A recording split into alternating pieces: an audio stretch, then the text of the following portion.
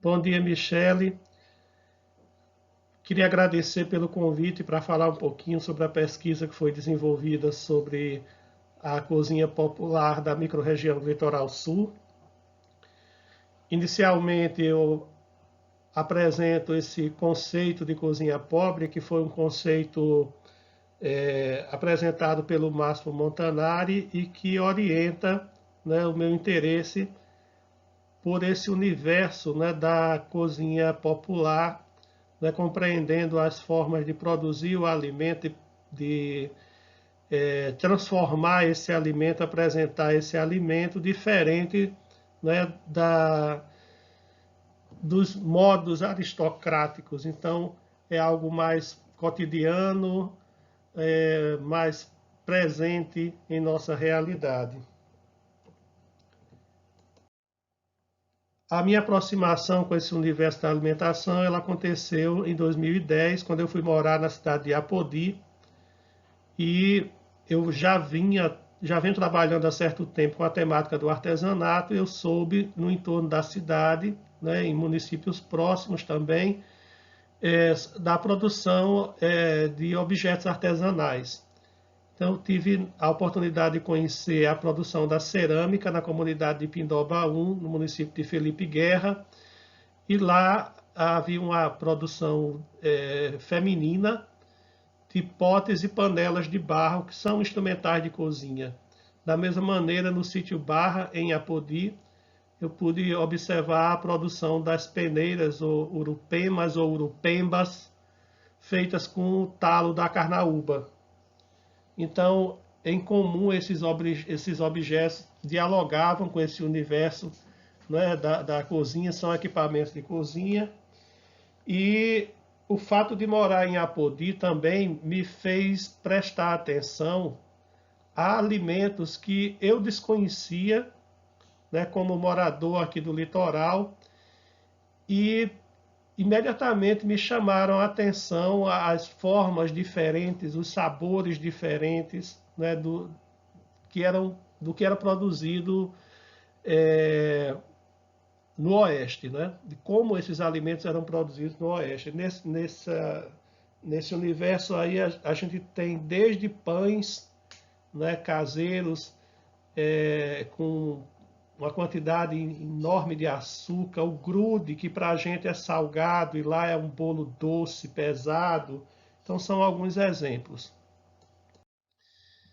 Essa pesquisa, eu estou falando inicialmente, me reportando ao trabalho que foi feito em Apodi, porque foi a partir dela, né, esse trabalho ele foi publicado em 2013, desenvolvido em 2011, publicado em 2013 pela editora do IFRN, né, e essa pesquisa atual foi consequente desses primeiros registros que foram feitos em Apodi. Então, em Apodi, nós trabalhamos com 4 municípios: Apodi, Caraúbas, Felipe Guerra e Governador de Cerrosado. Como eu disse, esse conceito de cozinha pobre, né, ele está relacionado a esses produtos, hábitos, né, praticados por camponeses, operários, demais integrantes das classes populares. E na região de Apodi, fui observando alguns sinônimos, como, por exemplo, comida de sítio. Né? O sítio é a comunidade rural, né, como as pessoas chamam na ocasião, e lá tem a comida de sítio. Essa comida de sítio é considerada pesada, grosseira, caseira, né? E compreende uma quantidade, uma diversidade muito grande de alimentos, tanto doces como salgados, até as chamadas comidas de seca. De uma forma geral, o que é que caracteriza essa produção alimentar? Né? São alimentos regionais, né, produzidos e consumidos especialmente nos espaços domésticos, mas também nós percebemos, né, que esses alimentos eles migram para serem comercializados, né, no espaço externo das ruas, dos restaurantes, bares. Ah, Observamos também a utilização de técnicas de conservação, como o sal, a secagem, o açúcar, né, e o cozimento desses alimentos em líquidos. uma predominância de alimentos cozidos em relação aos alimentos assados, né? A reutilização de sobras, né? De um prato se faz outro, se reaproveita para outra refeição. A necessidade de uma estrutura, né? Para a produção desses alimentos, daí o uso de instrumentais e métodos específicos de cozinha. E no contexto do Oeste Potiguar, a gente observou também quantidades expressivas de açúcar e gordura na composição desses alimentos, porque muitos estavam associados a práticas de trabalho, à necessidade de deslocamento em distâncias consideráveis pelas pessoas de uma região para outra, de um lugar para outro, e esses alimentos eles eram transportados e eles deviam prover essa sensação de saciedade de uma maneira muito rápida. Observamos, né, uma complexidade na produção desses alimentos, né? Às vezes a literatura não dá conta disso, né? Então é como se a complexidade ficasse restrita aos limites da alta gastronomia, e a gente observou que não. A forma o conhecimento, né, o saber para poder preparar o alimento, consequente da oralidade, da observação desses processos, e também a utilização de farinhas, castanhas, grãos, caldos e legumes, né, que também são alimentos muito energéticos, né, e que dão conta dessa necessidade, né, de saciar o corpo rapidamente. Um dos alimentos, por exemplo, que eu lembro era a paçoca de traíra, né, que era considerada uma comida de trabalho para quem ia destocar terreno e fazer cerca. A disposição pelo que comer e como comer compreende circunstâncias históricas, ambientais, socioculturais. A gente vai observar que na região do Oeste, especificamente, os meses secos e os meses invernosos determinam o acesso das pessoas e da população e a produção de determinados alimentos, né? E aqui, nos objetivos, eu estou já mencionando também a pesquisa sobre a região do litoral sul potiguar. Então, os objetivos eles são comuns, né? Me interessei em saber o que as pessoas comiam, como esse alimento ele era produzido, onde se comia, como se comia, quando e quem produzia o alimento. E a proposta geral de valorização, né, dessa cozinha popular norte-riograndense. Aqui são algumas pessoas com as quais nós dialogamos no contexto de Apodi. As comidas de seca, como eu falei,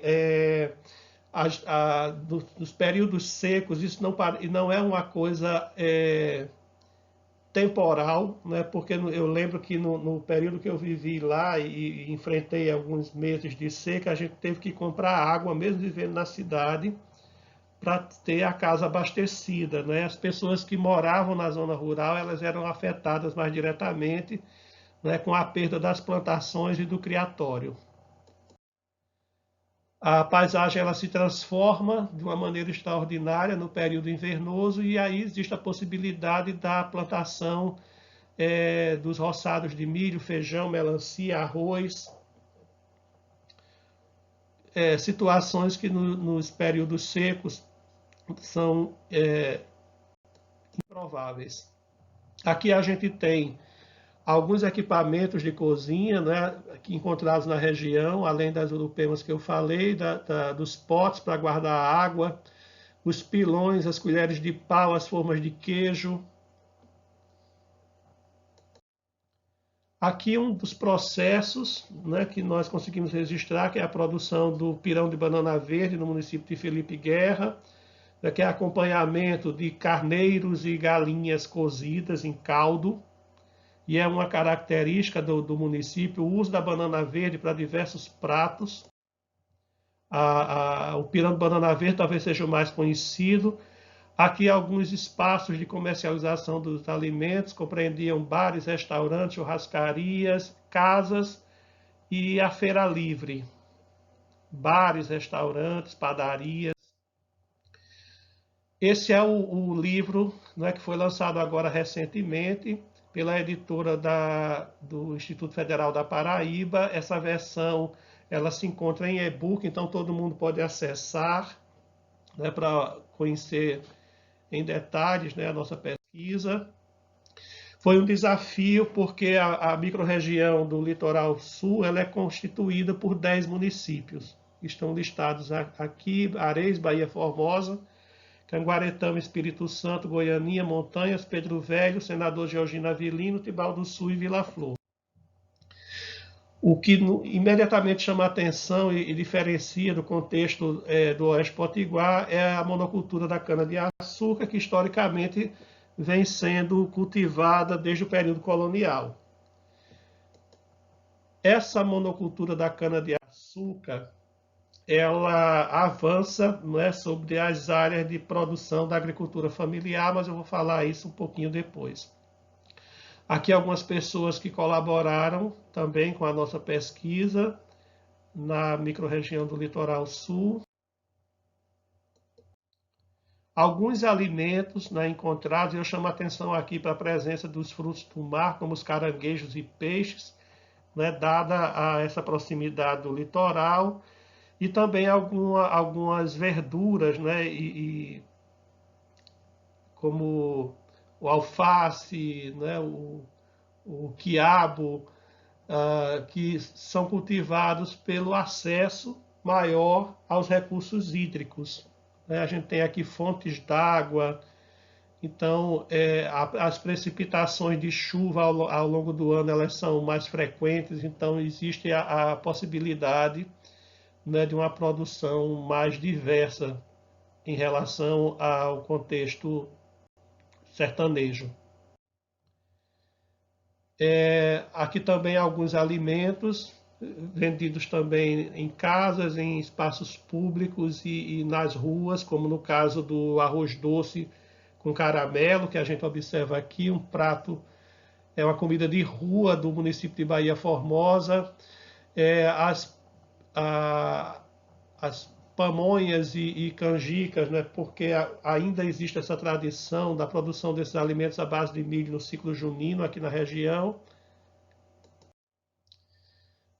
Os dindins feitos à base de fruta, as farinhas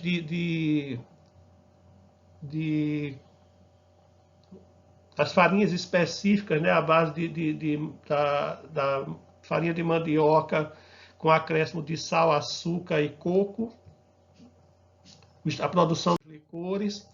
E aqui rapidamente eu vou tentar sintetizar as diferenças entre os dois diferentes contextos, né? Observamos na Chapada do Apodi, na microrregião da Chapada do Apodi, alimentos que eram associados a práticas de trabalho, né? Tanto a lida com o gado, então as pessoas tinham que transportar alimentos ou então passar uma parte expressiva do dia nos roçados ou fazendo atividades como já mencionei, de estocar mato, de fazer cercas. Então essas pessoas precisavam levar alguns alimentos, né? As condições ambientais, então a gente tem aquela distinção entre os alimentos de seca, dentro desses alimentos de seca, desde as féculas extraídas a partir de macambira, chás à base de manjerioba, a caça de animais silvestres, né, que mesmo sendo proibida oficialmente, mas ainda é feita na clandestinidade. As carnes de caça, elas são, no contexto pesquisado, vistas de maneira repulsiva pelas mulheres que as preparam, mas são cobiçados tiragostos para os homens, né, que executam a caça. No período seco, a gente tem relatos sobre as privações alimentares, né? As pessoas elas são afetadas diretamente, né, pela estiagem. Encontramos uma situação interessante que nos espaços de comercialização pública dos alimentos, normalmente a gente tem os títulos, os nomes desses lugares associados ao homem, ao proprietário. Porém, quem produz o alimento é a esposa, e era uma uma figura obscurecida, né, invisibilizada, e nós começamos a perceber a importância do trabalho dessas mulheres, né? Sem o trabalho delas, o espaço não existiria. Aspectos religiosos, a gente observou alimentos associados aos ciclos natalino, junino e ao período da Semana Santa, como, por exemplo, o pão jacaré, no município de Felipe Guerra, que só é consumido na Sexta-feira Santa. E esses pães em formas de diversas também, de animais, de estrela, eles são parte dos leilões feitos em benefício das festividades religiosas. O ciclo do gado, de uma maneira muito expressiva, marca o consumo de produtos à base de leite e derivados do leite. A manteiga de garrafa, o creme batido com sal, o queijo de coalho, o queijo de manteiga, a manteiga de garrafa, como eu falei, a coalhada. Então, isso é muito presente, né, nas comidas mais cotidianas, né? A memória gustativa, nós observamos que algumas pessoas, elas, ao frequentarem, né, os espaços públicos onde são servidos esses alimentos, e também no ambiente doméstico, elas têm uma expectativa sobre aromas e sabores que elas vivenciaram, e elas querem que se repitam nos pratos que irão consumir, né? Então isso é interessante porque mostra como é uma experiência marcante, né, na vida dessas pessoas. Observamos no contexto de Apodi mudanças nos padrões alimentares da festa junina. Na ocasião, nós não encontramos, por exemplo, nenhum alimento à base de milho, nem o próprio milho verde assado ou cozido, e sim a substituição desses alimentos mais tradicionais por lasanha, panquecas, tortas salgadas, né, que a princípio não tem um vínculo, né, com esse período. Mas isso foi algo interessante, né, de observarmos. Algumas expressões de vocabulário popular, por exemplo, a farinha de trigo ainda recebe o nome em alguns lugares de massa do reino, né, que era como era conhecida no período colonial, né, os alimentos que vinham importados, né, de outros lugares para o Brasil. Algumas tradições socioculturais, como o uso das mesas, no contexto de Apodi, ela é muito recente, né, do ponto de vista histórico. Depois ela passa a ser utilizada somente para receber visitas ou em datas festivas, porque as pessoas tinham a tradição de comer em esteiras, né? Provavelmente uma influência da cultura indígena que é muito forte na região. E também observamos uma preocupação com as quantidades de comida. Comer bem seria comer muito, é interpretado como comer muito, né? Então, você precisa comer muito e externar satisfação em consumir essa quantidade de alimento, sob o risco de você provocar uma desfeita, e como se fosse uma desaprovação daquele alimento que é servido pela pessoa que produz ou então recebe, né, esse visitante para os momentos das refeições. Na microrregião do litoral sul-potiguar, identificamos essa presença expressiva, né, da monocultura, da cana-de-açúcar. A gente tem aí um problema muito complicado de disputa de terra, né, para o agronegócio. Nunca a terra é suficiente, e a gente tem no entorno, por exemplo, do campus onde eu trabalho, em Caguaretama, comunidades indígenas que têm, ano a ano, suas terras sendo invadidas em situações, muitas vezes, de violência direta, não é? Desocupando essas pessoas de terras que eram cultivadas por séculos, né, pelos seus ancestrais, colocando pessoas armadas, né, e cunhando nos cartórios, né, essa posse da terra, quando isso não era interesse das pessoas. Então é uma situação muito complicada. Ninguém come o que normalmente é produzido, né, nesses espaços, né, e o acesso, né, à diversidade alimentar ela é propiciada justamente pela agricultura familiar, né? Então os espaços eles estão cada vez mais restritos. Alguns alimentos mesmo à base de cana que eram produzidos antigamente, como o melaço, né, que é utilizado na produção de alguns alimentos, ele desapareceu dos espaços das feiras livres, né? Então isso é algo bem preocupante. Observamos novamente um protagonismo feminino, né, na produção desses alimentos, né, tanto nos espaços públicos como privados, né. A gente tem aí também uma participação bem representativa das mulheres. Por algumas pessoas houve um estranhamento, né, do nosso interesse em querer conhecer, né, o trabalho que elas desenvolviam. Elas se surpreenderam achando que eram muito desimportantes, banais, né, que não tinha valor, né, e a gente foi mostrando justamente, né, a importância do trabalho que é realizado. Eu particularmente escrevi um capítulo sobre os afetos expressados na cozinha, né? A cozinha ela é muito simbólica, então as pessoas elas expressam sentimentos os mais diversos através dos alimentos, do consumo dos alimentos, da partilha desses alimentos, né? E isso é algo que é tão importante para quem produz o alimento que as pessoas ficam na expectativa, né, desse retorno por quem consome o alimento. Observamos algumas tradições alimentares, como por exemplo, no período da Semana Santa, a partilha dos beijus de mandioca mole, né, talvez o prato mais tradicional e presente exatamente nos 10 municípios. Né, as pessoas compartilham esse alimento como um presente para amigos, parentes e vizinhos.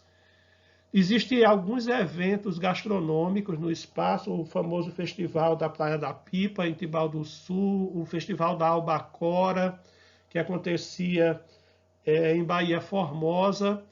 É uma zona que possui um potencial turístico expressivo, né? Eu falei aqui de Tibau do Sul com Pipa, tem a Barra do Cunhaú em Canguaretama, que são destinos turísticos já bem consolidados.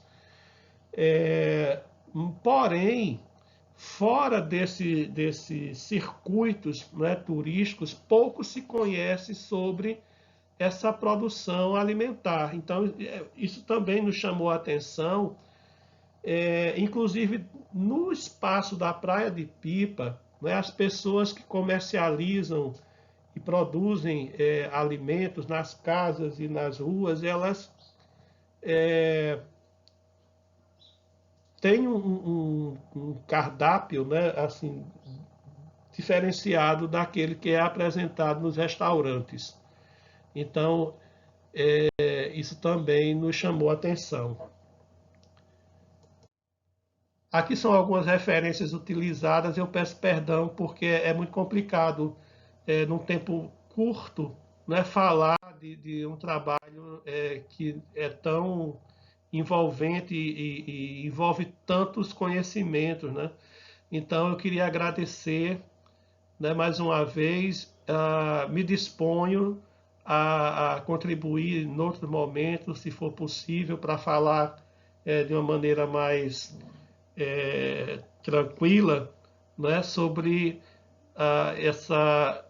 esses dados, né, obtidos nessas pesquisas, e espero que o pouco, né, que foi apresentado aqui estimule seus alunos, né, a ampliar, né, o que a gente começou aqui com alguns colegas. Eu lembro que as duas pesquisas elas foram coletivas, né? A primeira envolveu o trabalho também, né, de uma professora de língua portuguesa, de uma zootecnista, de uma engenheira agrônoma, E agora, essa segunda pesquisa, nós temos também um engenheiro agrônomo, nós temos uma zootecnista, nós temos uma historiadora e nós temos uma professora da área de turismo. Então, me interessa também fazer essa partilha, né, com outras áreas de conhecimento, com outros olhares, eu acho que só enriquece. Então, muito obrigado e um abraço.